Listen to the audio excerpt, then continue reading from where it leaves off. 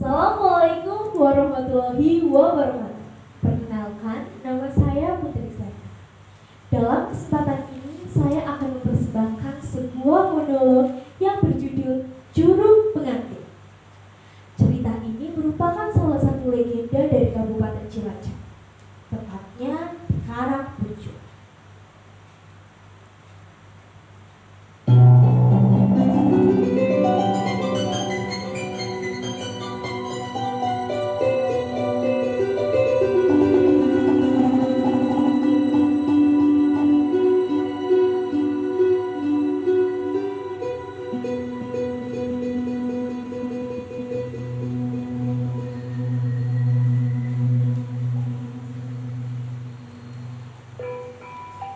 Tengah-tengah hiruk-pikuk kehidupan warga desa, terkenallah seorang gadis cantik jelita bernama Sarita.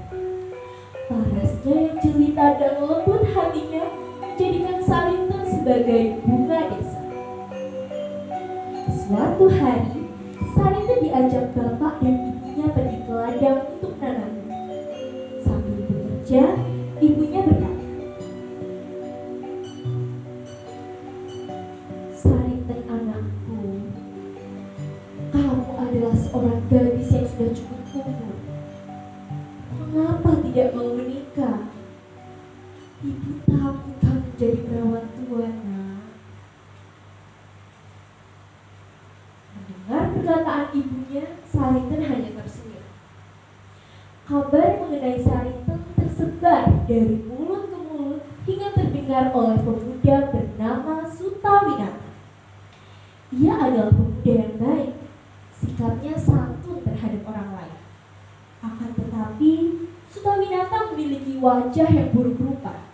Tidak jarang orang-orang hanya melihat fisik tanpa melihat kebaikan hati Sutawinata. Pada suatu hari, Sutawinata melakukan perburuan bersama teman-teman. Sesampainya di hutan Sentul, Sutawinata berjalan hati-hati dengan memegang tombak di tangan. Shh, lihat itu. Ada babi hutan. Kalian diamlah, kata Sutawinata. Di mana? Temannya bertanya setengah berbisik. Di sebelah sana, di belakang itu. Beberapa saat kemudian terdengar suara robohnya babi hutan yang gempal terkena tombak.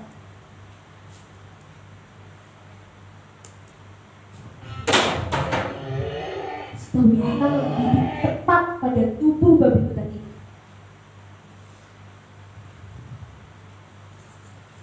Sutawinata membawa pulang hasil buruannya. Tengah perjalanan, ia mendengar kembali cerita teman-temannya akan kecantikan Sarita. Salah satu temannya berkata, "Kemarin aku bertemu Sarita. Saat melihatnya, aku tidak dapat berpaling darinya. Kecantikannya sungguh luar biasa. Ia bagaikan bidadari yang turun dari kayangan." Mendengar cerita teman-temannya tentang kecantikan Sarita membuat Sutawinata semakin penasaran. Suatu ketika, Sarita sedang mencuci baju di sungai.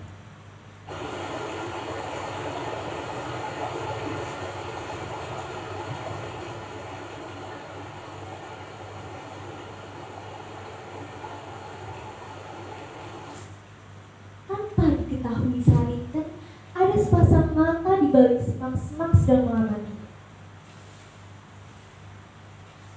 Ternyata dia adalah Sutawinata. Setelah melihat Sarita secara langsung, Sutawinata pulang dan menceritakan kecantikan Sarita kepada orang tuanya. Ia meminta kepada Jinadarto dan Fatmawati untuk melamar.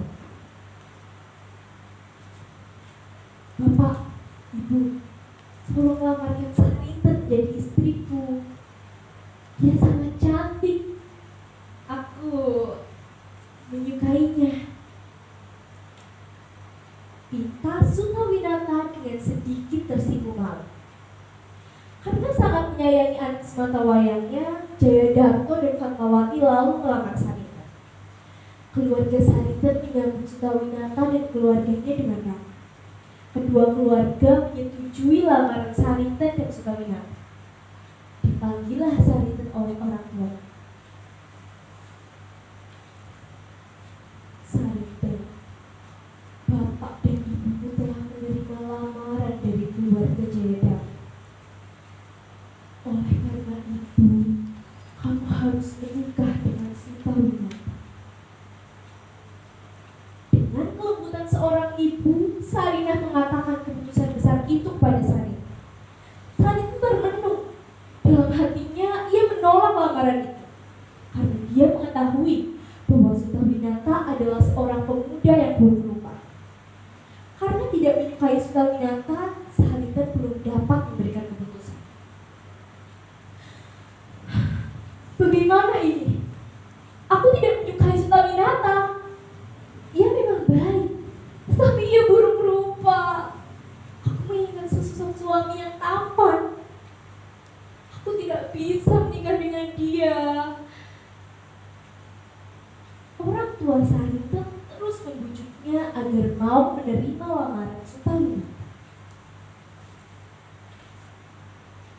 Bu, kamu sudah dewasa.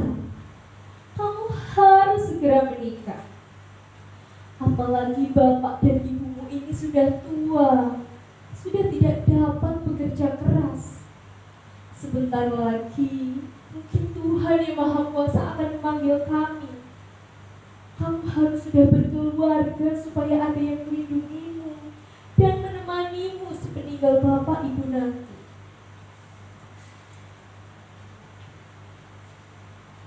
Ibu mengapa bicara seperti itu? Kita tidak boleh mendahului nasib. Siapa tahu malah Sarita dulu yang dipanggil Tuhan. Ajal tidak ada yang tahu, tidak bergantung umur, Bu. Betul perkataanmu, Bu. Akan tetapi, keputusan bapak dan ibu ini demi masa depanmu. Sukawinata sangat menyukai. Dia pemuda yang baik. Dia pasti akan jadi suami dan ayah yang baik untuk anak-anak. Kami sangat menyayangimu. Kami tidak mungkin menjerumuskanmu, apalagi memilihkan suami yang tidak baik untukmu. Percayalah pada kami. Demikianlah Wiyardi dan Sarinah membujuk Sarita. Hal itu mereka lakukan bukan karena mengetahui kalau keluarga Sukawinata adalah keluarga kaya raya, akan tetapi semata karena mereka memahami bahwa sesungguhnya Sukawinata adalah orang yang baik. Beberapa hari berlalu sejak pembicaraan ini. Sarita belum juga memberikan keputusannya. Pada suatu hari, Sarita membantu bapaknya di ladang.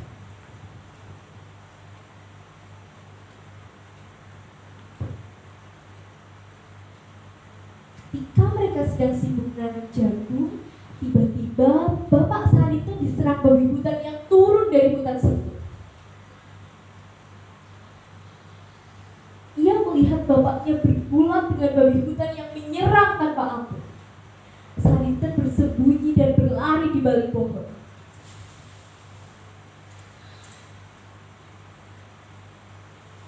Tiba-tiba terdengar suara.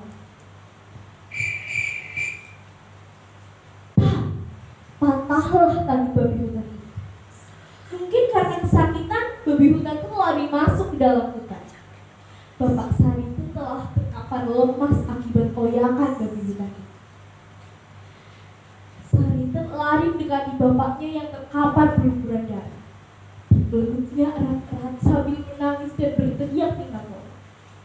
Tolong! Tolong! Tolong! Bapak! Setelah beberapa kali berteriak meminta tolong, akhirnya orang-orang di sekitar ladang datang membantu bapak Sarita. Keadaan Wiyardi sangat parah. Akhirnya ia diantar ke dapur. Namun, Munir berkata lain. Meskipun telah diantar ke tabib, Yardi tidak tertolong lagi.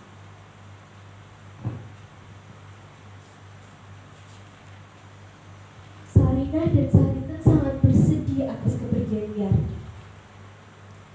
Setelah kepergian bapaknya, Sarinten harus lebih keras lagi dalam bekerja agar dapat membantu ibu. Semenjak kepergian suaminya, Sarinah merasa berat menanggung beban hidup keluarganya. Pada suatu malam, dipanggillah Sarinten anak.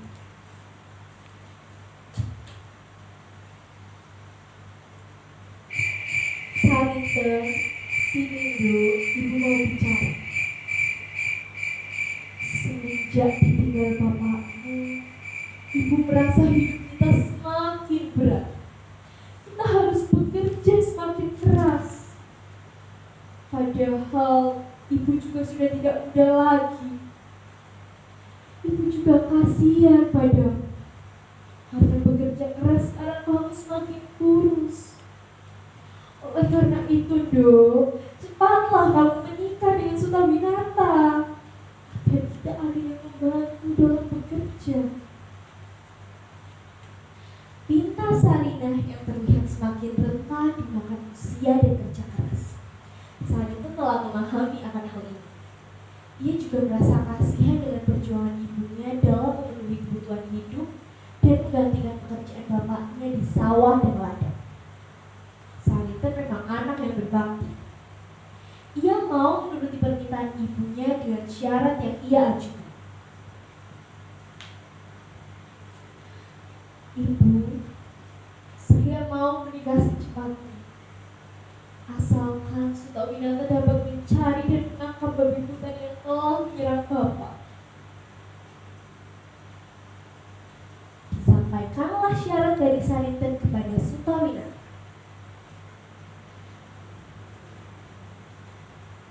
Kakak Sutawinata, saya mau menikah denganmu secepatnya. Tetapi kamu harus dapat mencari dan menangkap babi hutan yang telah menyerang bapakku, yaitu babi hutan yang tanduknya patah sampai. Mendengar kabar itu, Sutawinata sangat bahagia. Ia menyampaikan kabar ini kepada orang tuanya. Bapak, Ibu, lamaranku diterima oleh Sarinten. Tetapi apa, Nak? Jawab ibunya lembut dan penasaran. Tapi Sarinten memberiku syarat. Syaratnya yaitu aku harus dapat menangkap babi hutan yang telah menyebabkan bapaknya meninggal. Baiklah, terima saja syarat dari Sarinten. Ibu percaya dan yakin kamu dapat memenuhi syarat itu. Ibu di sini akan selalu doakan. Tanpa berlama-lama, ia bergegas mempersiapkan perburuan. Tombak kesayangan diasah olehnya. Sebelum berangkat ke hutan, Sutawinata berdoa dan memohon doa restu pada orang tua. Bapak, Ibu, aku mohon doa dari kalian agar aku dapat kembali dengan selamat dan dapat menangkap babi itu. Berhari-hari, berminggu-minggu Sutawinata keluar masuk hutan sepi. Namun, babi yang ia cari belum ditemukan juga.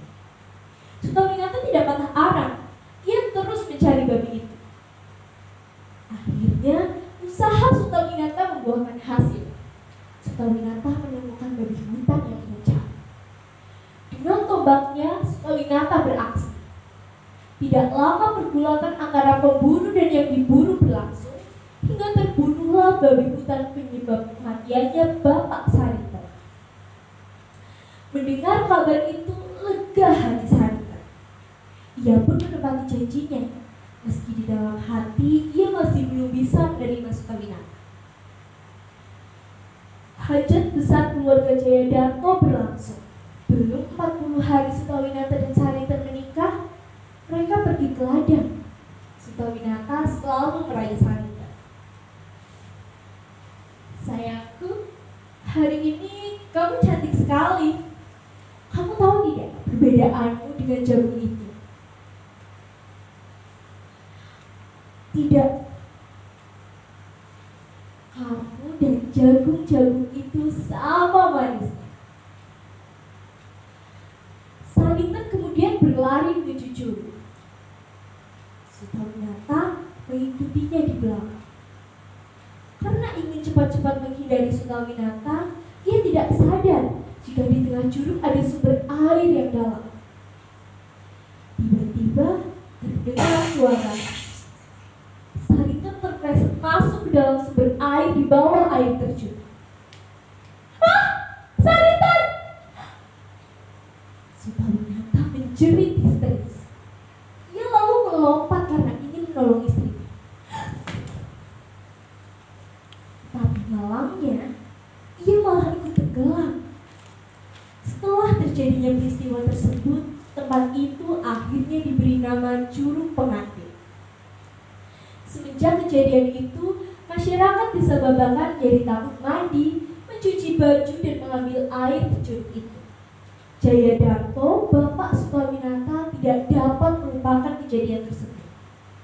Akhirnya, ia mengajak warga desa Babakan untuk beramai-ramai di desa. Karena tidak ada lagi orang yang tinggal di desa itu, akhirnya desa Babakan telah berubah menjadi hutan. Demikian monolog yang saya persembahkan. Wassalamualaikum warahmatullahi wabarakatuh.